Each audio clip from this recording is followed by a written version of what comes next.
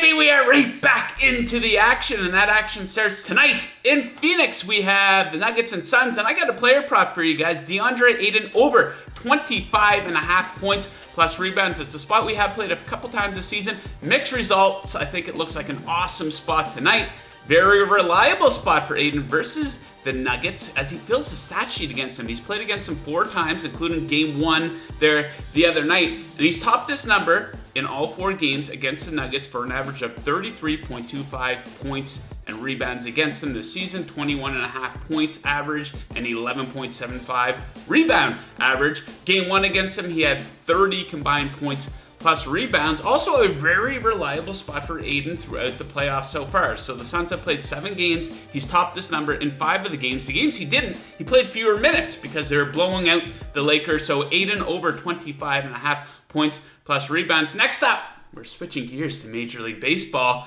Matt Harvey Day in Baltimore. And I like the Mets here. Pretty good value on the first 5 money line, -130. So let's take a look at what Matt Harvey's done over his last 5 starts. This guy has a 12.96 ERA over his last 5 starts. I've seen pitchers in the home run derby have better performances than Matt Harvey. You know, he faced the Mets during that stretch too. On May 12th, he allowed 7 earned runs in 4.1 innings pitched against them. So they absolutely obliterated this guy.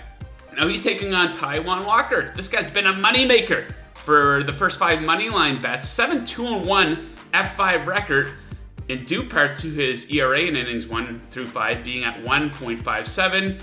He did face Baltimore in that same game against Harvey. He allowed just 1 earned run in that game. So pitching advantage goes to the Mets. The hitting advantage goes to the Mets too. You take a look at WRC plus versus right-handed pitching over the last 2 weeks. Mets doing really good. Second, Baltimore just okay at 13th. So I give the Mets the pitching, hitting edge, and I like them first 5 money line, -130. Next up, we got a strikeout prop. These have been kind of hot for us, and we're going with Lynn. I usually like this guy, but I don't like him tonight. His strikeout total at 6.5, and we're fading this guy. We're going to take the under 6.5 for Lynn. So he has gone under the 6.5 mark in 5 of his last 7 starts.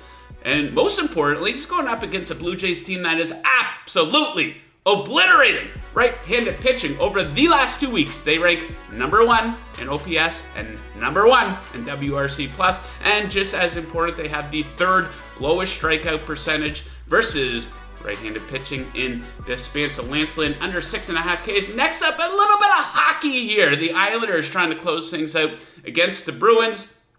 It's a juicy over on the number 5 goals. I like the over on it, -130, and I think this is well worth the juice on this. So both goalies getting peppered in this series so far. Boston averaging 39.2 shots on net.